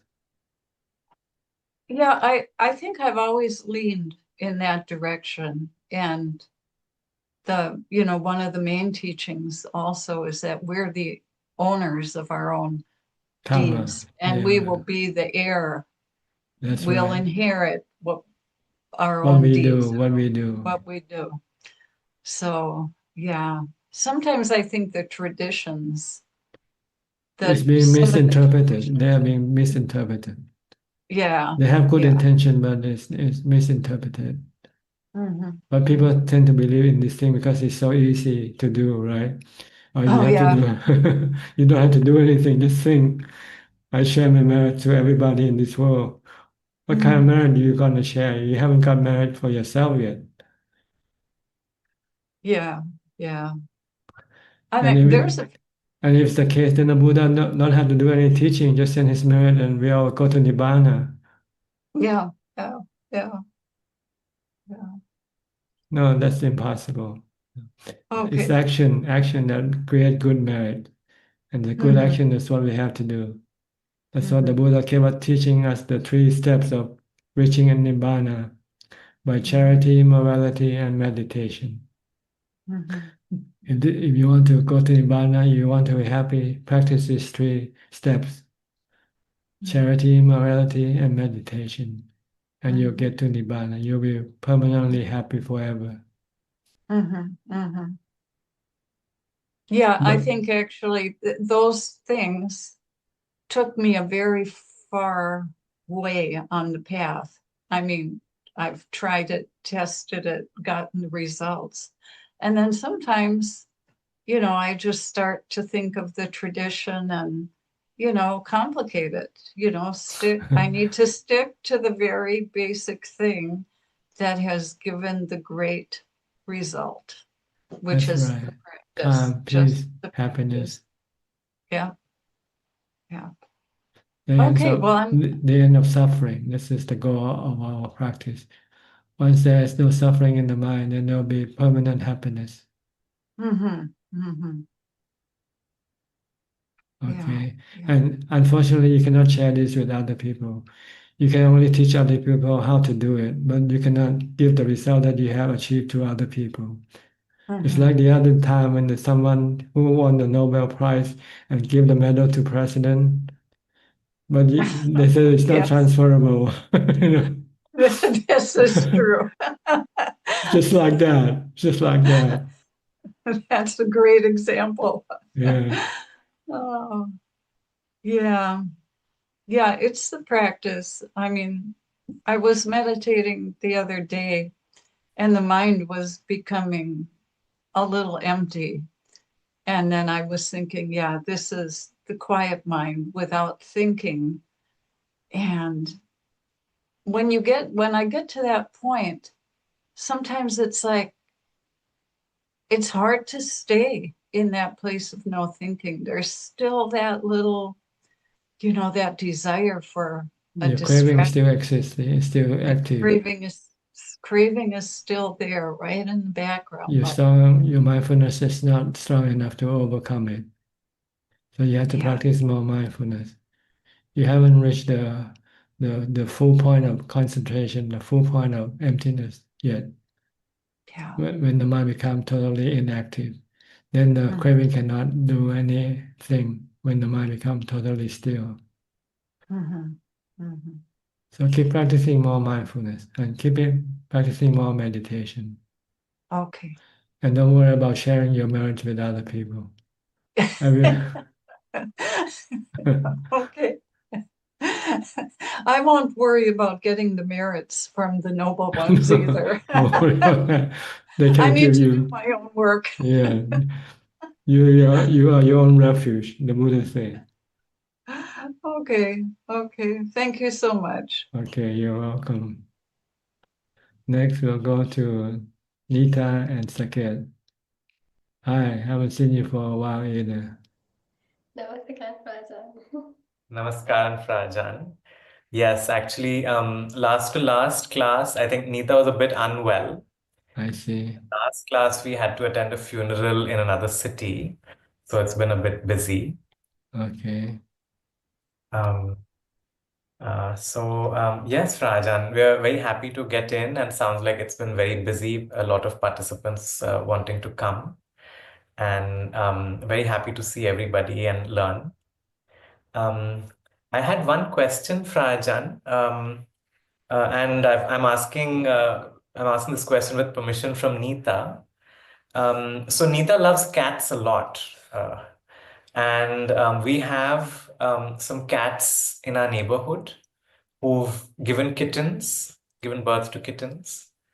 And now the male cats have started to come around, and I think they sometimes try to attack the little kittens, and maybe they're worried that they'll one day grow up and become males and attack them back or what. I'm not sure how their mentality works. We're kind of, Neeta's always on alert to try and go and shoo away the male cats. And I think sometimes when we're meditating as well, I'm also wondering, if there's this violence that's about to happen outside, then do I leave my meditation and go down, or do I, continue with my meditation? Please do share any advice, Rajan. Well, it's up to you what you want to do. If you want to look after the cat, then you cannot meditate. If you want to meditate, then you just have to forget about the cat and let them be according to their karma. Mm, mm, mm. Right.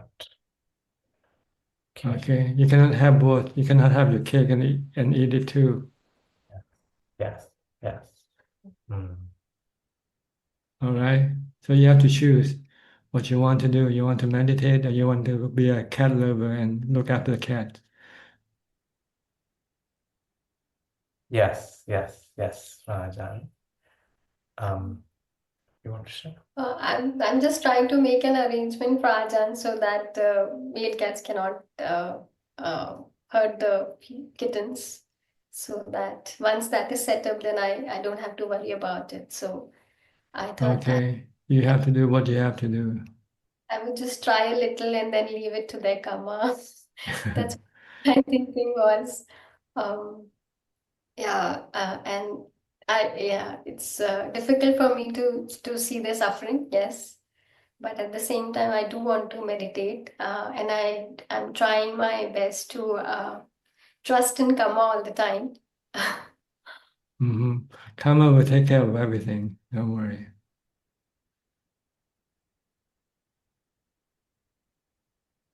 Maybe death is one solution of karma. When you die, then you don't have to suffer anymore. Look at it in a positive way.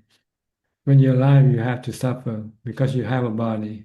But when the body dies, then there's no suffering regarding the body anymore. You don't have to worry about eating. You don't have to worry about going to see a doctor, see a dentist, or anything like that without the body. So if you look at death, sometimes it's a good thing to happen. But as long as you don't do it yourself, you don't kill the body. As long as you let the body die, then our problem is solved. Regarding that body anyway. This is one way to look at it with equanimity, with wisdom also. When there's nothing to lose, there's nothing to suffer. When you have something, then there will be something for you to suffer. Right? Yes, Get the point? I do. We've seen a few kittens die in our colony. This has been happening for some time. So also I have just taken a side project of getting the cats neutered. So The best way to stop that is to stop rebirth. Once there's no rebirth, then there will be no death anymore. But you cannot do it for everybody. You can only do it for yourself. Everybody has to find their own salvation. You can teach them how, but that's all you can do. Stop rebirth by stop your craving. That's all, by practicing meditation, morality, charity, and wisdom.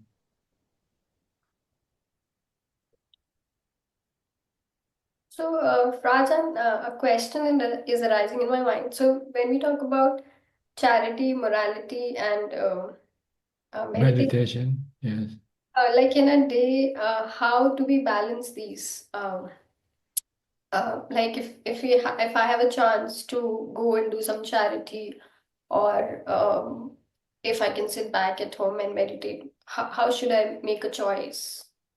It depends on what you can do. See, if you can meditate, then you give up everything else, because meditation is the most important work for you to do.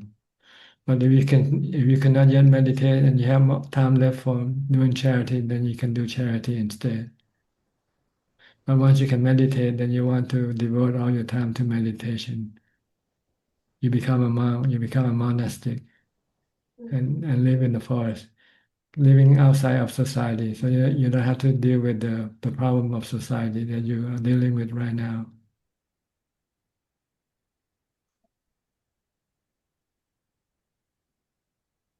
And then the practice of morality, like how do we test that we are being a moral person unless we go out and have some situations in which we are able to really see ourselves practicing it? You don't have to test yourself. The better is to protect yourself first by not exposing yourself to any test. Because you want to devote your time to meditate. And by not breaking any precept will support your meditation practice. As long as you're not breaking, it's good enough. You don't have to go test yourself whether you have the morality or not. If you can keep the 8 precept, it's good enough because the 8 precept will support your meditation. You can tell whether you're gonna break the 8 precept or not, right? Whether you're gonna eat after midday or not, whether you're gonna watch TV or not. This is already a test for you concerning your morality. So keep the 8 precepts and then devote all your time to meditation. Then you don't worry about charity. But if you cannot yet devote all your time to meditation and you have lots of time on your hand and you want to feel good, then you use it for charity first. Rather than spending your time for sensual pleasure, spend your time on charity instead. But once your meditation start to move, start to go forward, then you want to devote as much time as possible for your meditation, because most of your goal rely on your practice of meditation to get you there. Charity cannot get you there alone. Morality cannot get you there alone. You need the practice of meditation and wisdom to get you there. So it depends on what level or what stage of your practice you are in right now. If you cannot yet spend all your time for meditation and you have some time left to do some other thing, then you can use it on charity, helping other people, those are animals who need your help. But you have to be careful not to be attached to them until you forget your main practice is meditation. Eventually, you want to become fully involved with only meditation and keeping the precept. Like the Buddha, he left the palace and then he lived as a monastic and devoted 6 years for meditation, for calm and wisdom until he became enlightened. After his enlightenment, then he devoted all his 45 years remaining of his life to charity by teaching Dhamma to other people. So you have to know where you are now, what you need to do at this point.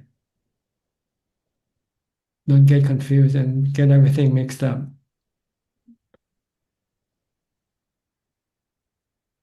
Understand? I do. Okay. All right. We have a little time left, so I have to move along. That's Okay. all for now. Thank you so Thank you, much, Rajan. Rajan. Okay. Next, Sulan, you have about 3 minutes for your allocation, if you don't mind. Yeah, hello, Ajahn. Yeah, happy to see you. Sadhu, Okay. sadhu. Yeah, I have some questions. Okay, go ahead. Yeah, just now you mentioned about about giving things, right? When I try to give things and be a Santa Claus, then I realized that I usually get very stressed when I try to buy things because I have to think of what to give and then what to get, when to give, how many to give, who to give. Then all this makes me very stressed. So even though I'm doing something good, giving out things, but before I give things, I will get very stressed. So I don't know whether am I actually doing good? You have to think first. How much can you give? First of all, how much money can you give away? Uh, Then you think of the person that you should give first. Who should you give? uh, Okay. Then you should first, if you don't know what to buy for them, just give them gift voucher. Buy them gift voucher, or and buy they them can by buy gift. whatever they want. So Oh, simple like that. That's all you need to do. yeah. But I will think of, oh, I got so many people I want to give. I don't know Yeah. if I'm being greedy or not. You have to look at the capacity of your giving. How much can you give?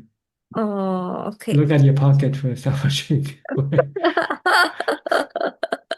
Don't give to the point where you become poor and then you have to go beg for help from other people. Oh, okay, okay. Yeah, that's true. And I tend to give to people who has been kind and nice to me first, Oh, to pay my gratitude first. yeah. But I feel like there's many people that's nice to me.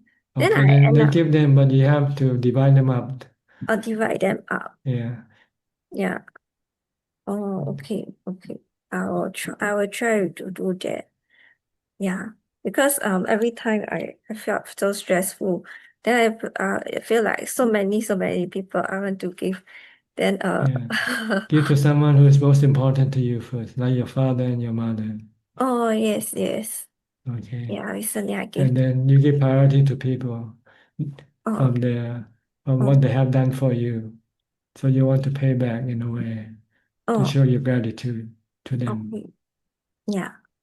And if you still have something left, then you can give it to other people, whoever you like. Oh, okay. Yeah. Oh, that's very wise. Yeah. Okay. Oh, oh. Anything else? Yes, I have another question. Just now, I mean, at the start, you talk about dreams, right? Actually, I recently had a bad dream, and then in my dream, yeah, I felt very scared. Then I then I suddenly remembered to kind of chant Anicam, Dukkam, Anattam to kind of counter the fear. But it only worked until I lost focus on the mantra. Then I go back to feel scared again in the dream. Then you have to do again. Then you have to recite the mantra again. In the dream, Well, you can. What did you do before that? When you recite the mantra, did you do it in your dream or when you're awake? uh, actually that day, just nice during the daytime, I was reciting the mantra. So at night, when I was having the nightmare, then I remembered to recite the mantra in my dream. If you want to get rid of the bad dreams, then you have to do some good karma, see, to counter the bad karma. Good karma. Oh, okay. Yeah. Like giving things away, helping people, doing good karma. And Doing when the good karma is more than the bad karma, then you'll start to have good dreams instead. Oh, okay, okay. Yeah. All right. Anything Okay. else? Then I think like this is enough. Then I'll ask next session. Okay, I'm sorry, we just didn't have much time. No So we had worries. to- Yeah. Thank you, Okay. Ajahn. All right, Yeah, you're thank you, welcome. Sadhu. Next, Belinda, you have any question? We'll give priority to people who have question now, okay? Okay, good evening, Ajahn. No questions. Thank you. No question, all right? Okay. Okay, I'll go to Lakshya. Lakshya, hi. Good evening, Ajahn. I have a question actually. I'll try to make this quick. So I've been uh, getting advice from you, getting your learning more about that style of your teaching, and then also been fortunate to uh, discover some of Longta Mahabua's book, especially Patipada. That has been really helpful. So I want to. So the thing is actually in India, there's a massive culture to stay with your parents to take care of them. So we usually stay in joint families, and that's the culture unless you really need to move away uh, due to work or some other reason. But I I was reflecting on this and I was thinking if I were to be alone in this world, if I had no relatives, how would I live? And I would probably live in seclusion by myself somewhere. But yeah, so my question is, uh, I think that would be more conducive for my practice as well if I live alone. But it is, but since my parents do not understand the motivation, uh, I think they'll get really hurt. So I don't want to do that. And I also feel that this might be very selfish of me to do this to them. So I wanted to get your thoughts on that, please. Well, you have to look at practicing meditation. It's like going to a hospital. When you're sick, what do? You have to go to the hospital, right? So you have to leave your family in order to go to the hospital. Same way with meditation, being a monastic. You have a sick mind, you want to kill your sick mind. So you have to go to the hospital of the mind, which is to go live in a monastery and apply the medicine for the mind, which is meditation. So it's not for permanency. Once you have cured your mind, then you can come back to your family and help them. Like the Buddha, after 6 years, he spent living as a monastic until he became enlightened. After that, he returned to the palace and taught Dhamma to the relatives and friends. And they all start to become monastic like him. So you might persuade your father and mother to become a monastic like you also once you became a monastic.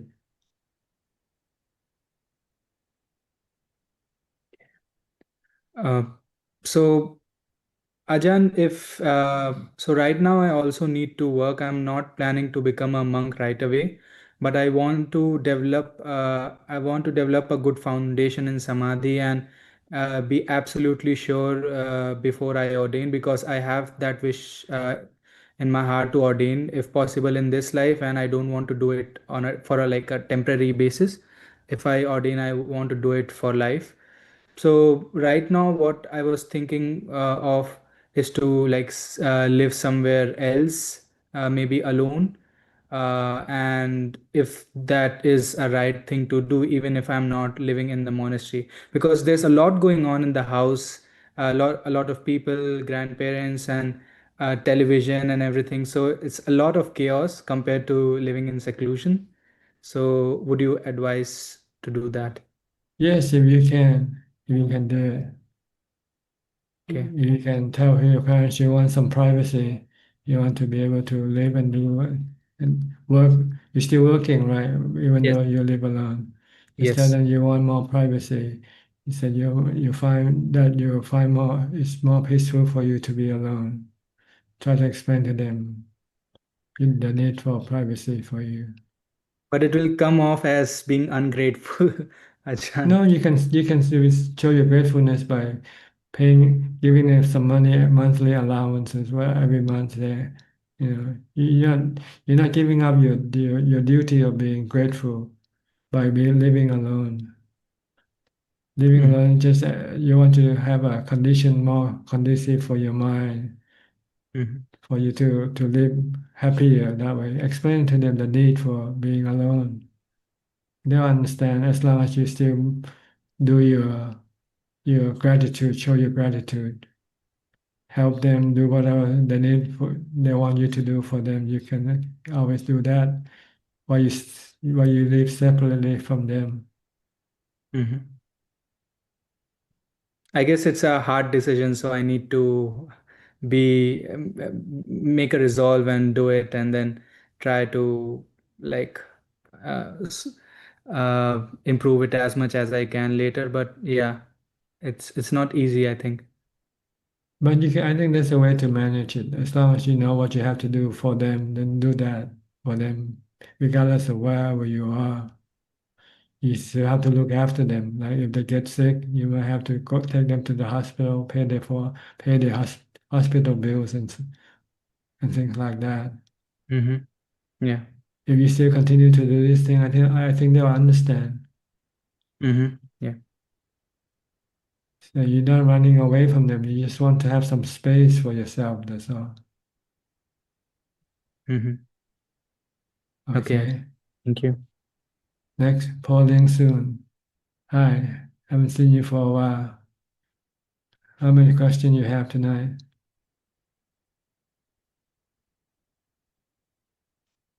You have to unmute yet. Okay. Good Go evening, ahead. Prachan. Yes. Actually, I have two questions. One, maybe tonight I will ask Prachan, and then second one maybe it's about myself, the practice of myself. It's okay. I just ask a question.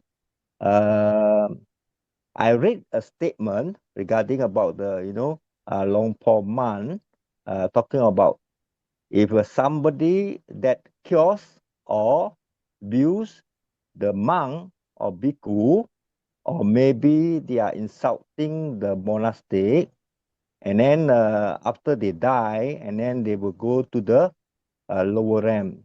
Can Prachan explain to me what is that? Well, it means that if you insult a monastic, I mean, you don't believe in their teachings.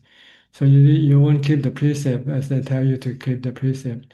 So when you break the precepts, when you die, you go to a lower realm of existence. Not just by merely insulting alone.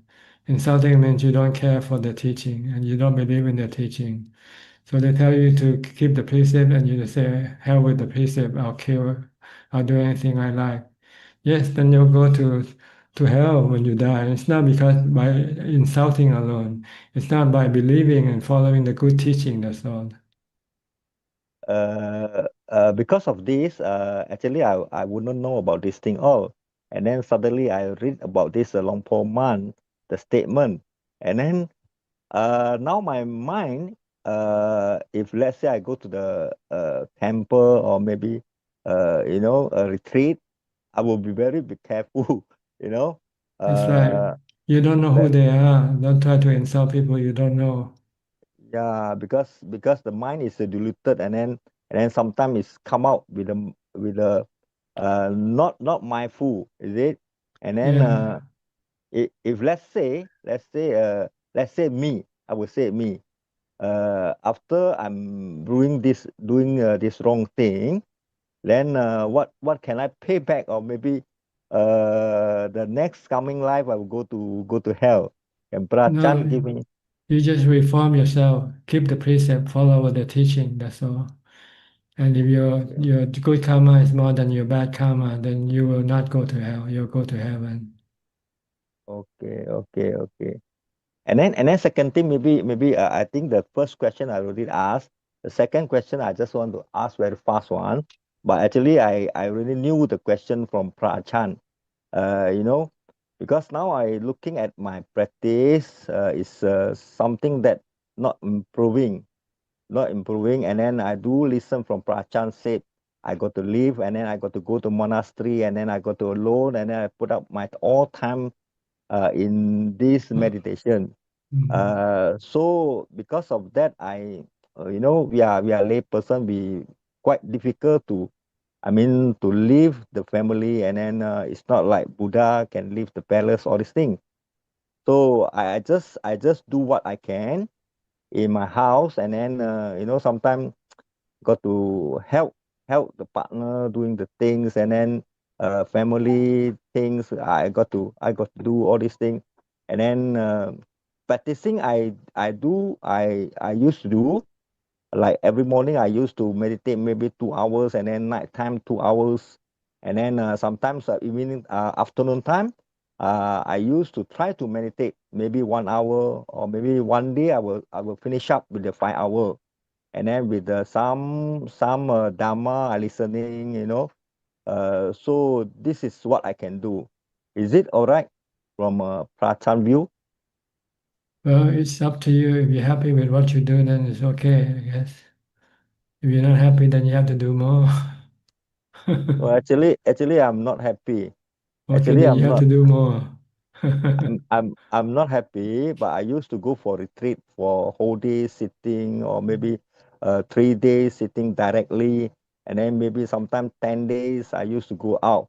But I'm not out from the Penang, you know. Yes. I unable to go maybe to the Prachan place to sit there for a month, or maybe some other monastery. It's little difficult. Just go to the So. nearest place you can go to. Because I look at myself, and then the time is coming near and near. We are getting old. Yes, yes. I can see that. Sometimes sitting is not really. Sometimes good, sometimes not good. Sometimes you can sit for 2 hours. Sometimes only you can sit for 1 hours. Depending to the something. It's called uh, the pattern is running and running. So do this kind of practice okay or not okay? Well, you do whatever you can do. It's okay. The more you do, the better. So you Yeah, just have to find the time and the place to do it. That's all. yeah. Because sometimes the heart is not feeling happy because of lack of practicing, and then Maybe you're not thinking. committed hard enough. You're not committed yourself hard enough to the practice. Yeah, and then sometimes the whole afternoon I'm not doing, the heart is telling very sad, I'm not doing anything, and then come to the evening, come to the night time, I do practice again. Morning and night, I would do. I will practicing for maybe morning 2 hours, and then evening the night time 1 hour, or maybe 1 hour more. So I do tell myself, say that this is what you can do. Okay, if Uh, that's all you can do, then that's all you can do. yeah. But the heart is feeling like sad, not satisfied with the practicing. That's a problem. That's a problem. Sometimes unhappy. Then you have to set up more time for your practice. And then the other thing, talking about the challenging 6 hour, I scared to challenge, to come to challenge over 6 hour, because I knew that I can't do. Okay. The more that I can do is only 3 hours, Okay, unless do 3 hours first. unless I go to retreat, I can go for a whole day Yes. for Okay, six try to hour. go to retreat as much as possible. Yeah, that's I'm thinking, because our Penang area in Malaysia, because the participant of a retreat is many of them attending, so sometimes it's hard for us to go in for the retreat. That's a problem. I think should be okay. I can handle my personal problem. So thank you, Prachan. Okay. I hope you find the time to do your retreat, okay? Yeah, thank you, Prachan. You're Thank you very welcome. much. Tommy. Hi, Tommy. You have any question tonight? We're running out of time, Tommy. Sorry. No, I do, but I'll wait till next week because they're just We goofy can do questions. one question if you like. We can do one question if you like. Okay. I'm in Pattaya, Lao Cup. Where are you now? In Lao on In Phuket Flight. Lao. I see. Yeah. Long Pabang. No, staying with on Buffalo Mountain Okay. with Longpu Suwanakam. Mm-hmm. Have you heard of him No, before? is he a Lao monk or Thai monk? He a Lao monk. Okay, I haven't heard. Yeah. Oh, okay. I was reading the suttas, and at the time of the Buddha, I never heard about this, but some monks they had this thing called a rupa jhana, and I was wondering with the first four jhanas, it's like one road to a village, right? Like you have to go 1, 2, 3, 4. But when monks at the time of the Buddha they practiced this, did they go 4, 5, 6, or can you go 4, 6, 4, 7? It depends on your ability. But the Buddha said 4 is enough for vipassana practice, to support the vipassana practice. But if you are able to go into the higher, there's no restriction. You can go, but you don't have to. It depends on your mindfulness. Sometimes when you meditate, some people can go to the 4th, some people can go to the 8th level. So it's up to their mindfulness. How did monks at the time of the Buddha, because I read the descriptions for the different ones, and it lists how they would go from 4th They have to to have 5th. teachers teaching them how to practice the different level of jhana. Oh. Okay. All right. Kapon. How long you plan to stay in Laos? I'm just on reconnaissance mission for 1 month. I see. And you're coming to Thailand later? Not sure. I see. Because I can only leave my hermitage for 1 month. I see. So you have to go back to Australia afterwards? Yeah. Okay. So I'm just going to see if I want to live in Laos. Okay. You like the place you're staying right now? Yeah, it's good. It's different because it's Kamatana, but it's because Luangpo Suwanakam, he's like did a lot of Tudong solitary practice. So, Good. but it's different to Thai Kamatana. I don't know. It's hard to describe. Okay. Yeah, like everyone's vegan. Like they don't eat meat here. Mhm. I know they're big on solitary practice. Like they go up the mountain. There's lots of caves and stuff. Good. Okay. I hope you find some result from your practice. Okay. I'll Thanks, see you Ajahn. next week if you have time. Come in and join us again. Okay. All right. I have to go to B. Ravin now for our final questions. B, you're doing the work yourself tonight. Charity work, huh? Not doing for Yeah. yourself. Yes, Prajan, I was lucky for Kun Boy to invite me, so I'm grateful to be supporting the team. So Prajan, there are 6 questions tonight. The first question is from the admin inbox from Levan. What is the best way to cure hunger in the evening when staying at the monastery? I try to drink a lot of water, but it doesn't always work. No, you cannot cure the hunger of the body, but you can cure the hunger of the mind by meditation. And the hunger of the mind is more painful than the hunger of the body. Once you can stop the hunger of the mind, then the hunger of the body will not bother you. So do a lot of meditation when you keep the 8 precepts, especially in the evening. Don't let your mind think about food, because as you start to think about food, your mind starts to become hungry. It's not your body that becomes hungry. So you have to stop thinking about food.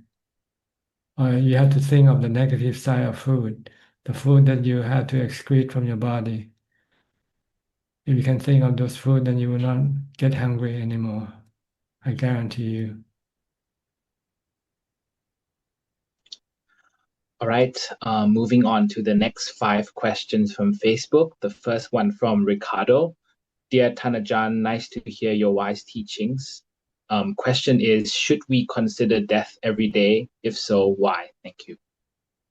Yes, you should contemplate on that every day and many times a day, not just once or twice a day either.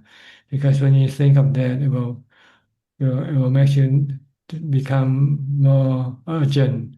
Your practice has become more urgent to you because you don't know when you're gonna die. Because when you die, then you won't have the time to do the practice.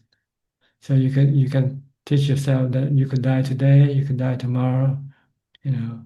So when you think like this, then you will start to become more serious with your meditation. All right. The next question is from Alice. Good evening, Thanajan. May Thanajan advise in what circumstances one practices Puttanusati meditation? May Thanajan briefly share how to practice it, as I couldn't find much information online. Thank you, Prajan. Well, Puttanusati means reflection on the Buddha's his ability and his qualities, like the chant that they have in the scripture, Iti piso bhagava arahang samma sambuddho. You can chant this as a way of reciting what you call reflection on the Buddha's quality, or you can read the translation of this reflection and recite the translation also. I think you can find it in English. Just search for Buddha's quality, then it should come up. And another way, and another easy way to reflect on Puttanusati is to recite the mantra Bhutto Bhutto. When you recite Bhutto, it means you're recalling the Buddha's name. So you're reciting his name, so you can remember him. And this can also, once you recite Bhutto Bhutto, it will generate more mindfulness for you. And when you meditate, you might get come into calm real easy and quickly.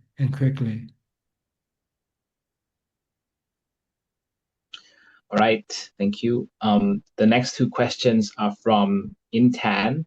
First question, we went to the temple during Uposatha Day, minimum at least once a week, to learn and practice Dharma. If we practice and study at home, would it be the same?